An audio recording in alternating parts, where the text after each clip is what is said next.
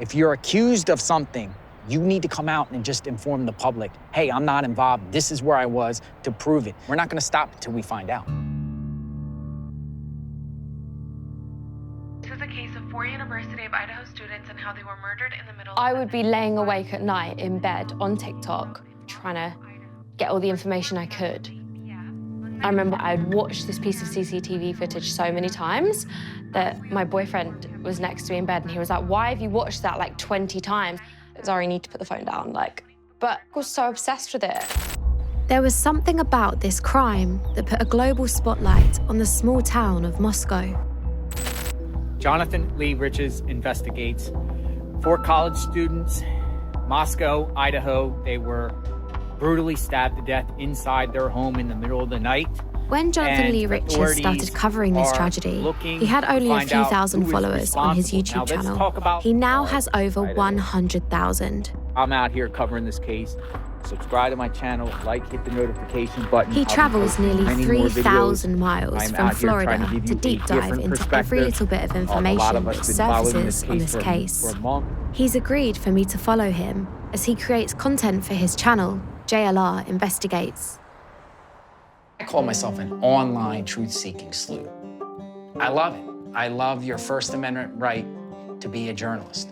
Anyone can be a citizen journalist. Anyone can get a camera, your own phone, and report, and you are considered a journalist. And I hope that is never taken away in this country.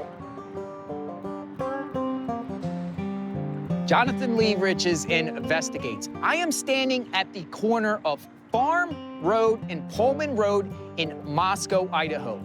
Why am I here?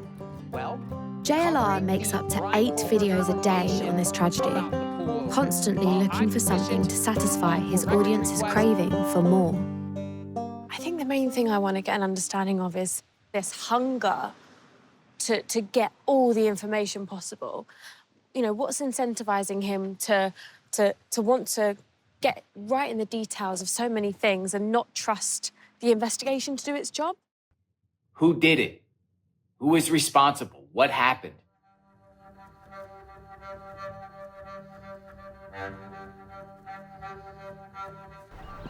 I see him. I think he's making a video. I've seen so many online sleuths like JLR prodding and provoking for information. Oh, I don't want to get in the way of his video. The murders happened at the Moscow, Idaho home, 1122 King Road home, and that's... Does JLR really think his tactics are going to help solve the crimes? The goal here is to let criminals and bad actors be put on notice that you can't get away with it nowadays, because you're going to have YouTubers and social media on you. I throw names around that could be possibly involved or asked. Boyfriends of the victims, fraternity members, sorority girls, neighbors, community members, registered sex offenders, because maybe you can gaslight these people to come out and share where they were really at so we can cross them off the list. Sometimes, though, this is, these are people that law enforcement have ruled out. So why is the focus still on them? Well, law enforcement might say they ruled somebody out, but they don't give any details.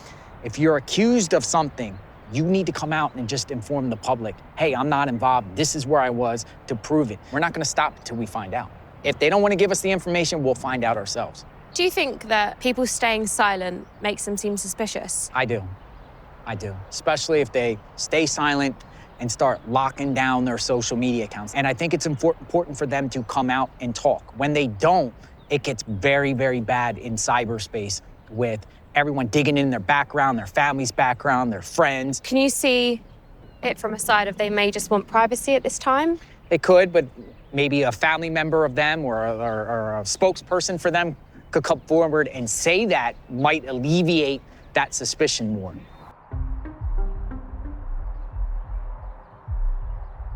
JLR has made another video for his channel. And I'll just do a hashtag. How do the hashtags help? I think it helps.